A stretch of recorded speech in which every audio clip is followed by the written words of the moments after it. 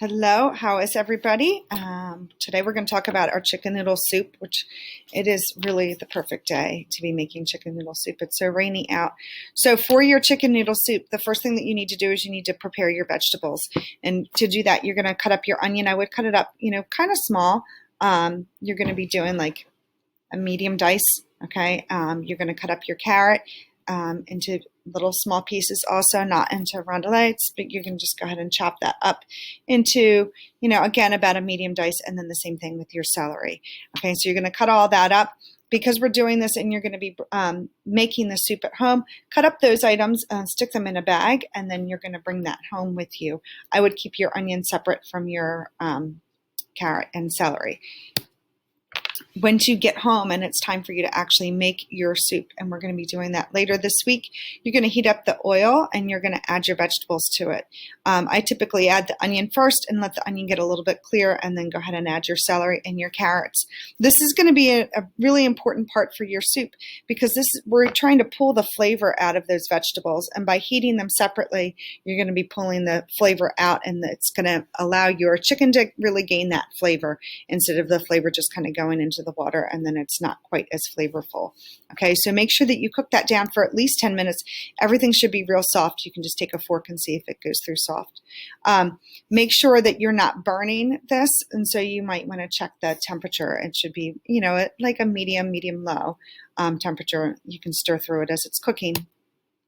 Now you're going to add your chicken. We're going to be using a chicken thigh, which is a dark meat, which is going to be higher in fat. Typically, I would use a chicken breast, but we need something where you're going to have the bones in the chicken as well as the skin, because the bone and skin is going to help to really add a lot of flavor to this soup. And so we're going to cook that chicken on the outside until it gets brown, and that's going to be our Maillard reaction, and that's going to make it brown, and it's going to really change the flavor and the color of your chicken. So make sure that it gets browned on both sides, okay? And once it's browned, so it's like this, not like that. Once it's totally browned on both sides, it's not going to be cooked all the way through, but it's going to give us enough flavor in our soup that it should really help. Then you're going to go ahead and pour enough cold water over the top of that chicken and the vegetables. And so you're going to go ahead and pour it so that there's at least 2 inches over the top. From there, you're going to add your herbs. So you're going to be adding some parsley, and you're going to add some thyme. Thyme really makes a big difference in your soup. You're going to add your bay leaf, a little bit of salt, and some pepper. Remember that you can always add salt, but you can't ever take it away. So be careful on how much salt you add in. We don't want that chicken to get all dried out from there being too much salt in the water.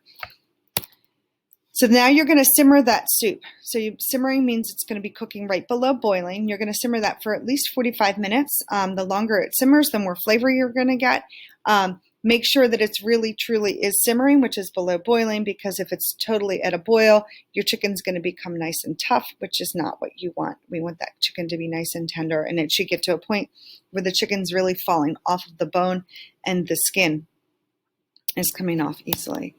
After your soup simmers and your chicken is cooked, you're going to pull that chicken out of the soup. You're going to pull the skin and the bones off of it. You can throw that off, throw that away, and then you're going to turn the broth up so that it boils for 1 minute. And remember, we're boiling it for 1 minute because we just cooked some raw chicken in there, and we want to make sure that we totally kill all of the bacteria. So make sure that it actually does come to a boil for a full minute.